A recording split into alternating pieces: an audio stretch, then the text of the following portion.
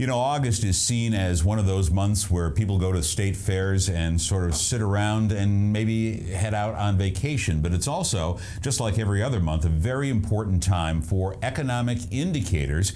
And we've got several things coming down the pike this week that should be, well, linchpins to what's going on in future developments relative to the United States economy.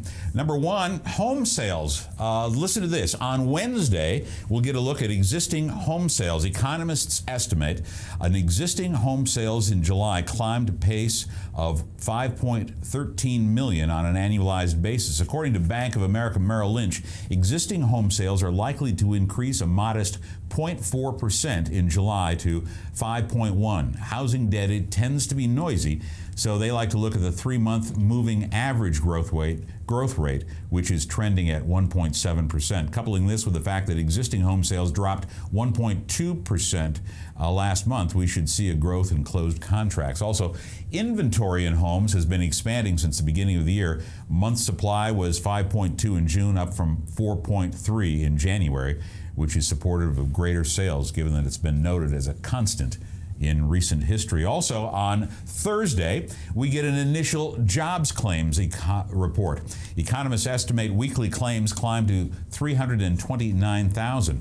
Last week, we learned that initial jobless claims for the first full week of August fell to 320,000, thereby pulling the 4-week moving average 4,000 lower to 332,000. Both initial claims and the 4-week average are now at pre-recession levels, and it's consistent with a faster pace of payroll gains of what we've seen over the past 3 months. Since 1990, 320,000 on claims has been consistent with approximately 230,000 on payrolls. The level of the 4-week is constant with 220,000. Also on Thursday, the Fed survey, the economists estimate the regional Fed activity that's going on. And finally, on Friday, the new sales reports for home sales. Economists estimate new home sales in July fell to an annualized pace of 487,000, down from 497,000 in June.